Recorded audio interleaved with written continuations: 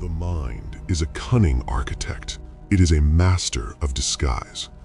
We listen to the great mystics, the masters, the Satgurus, and we feel inspired. We feel a spark. But then something subtle happens. Slowly, quietly, our mind begins to twist their words. We don't use their wisdom to change ourselves. We use it to justify our weaknesses. We edit the truth to fit our comfort zones. There was a great mystic, Maharaj Charan Singh Ji.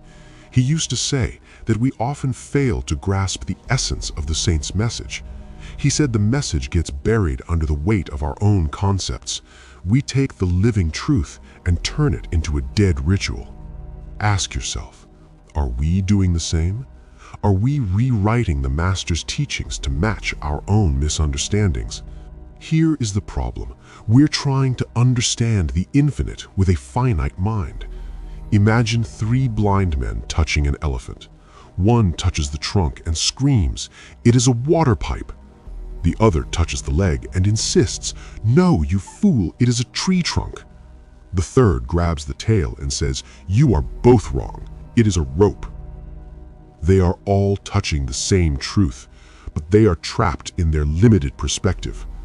The master stands at the summit. He sees the whole elephant. He sees the whole picture.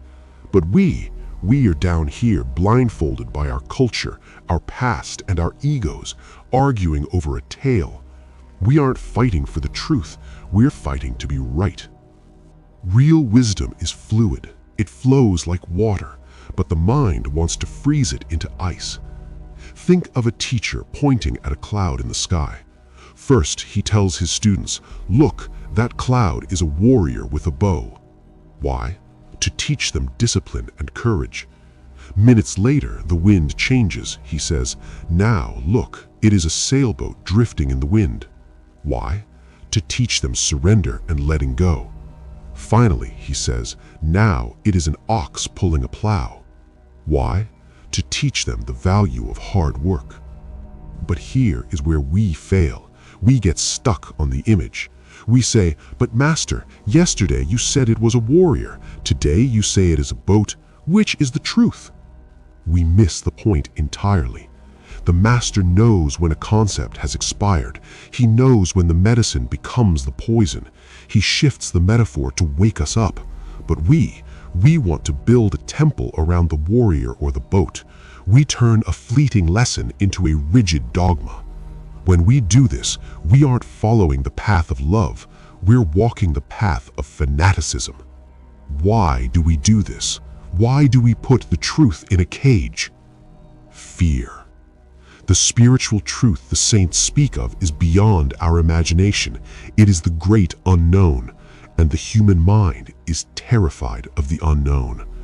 Fear of death, fear of life, fear of rejection, fear of the silence within. So we build little houses of concepts. We build safe walls of beliefs. We hide inside these mental structures so we don't have to face the raw, naked truth of the soul. Let us remind ourselves of one thing.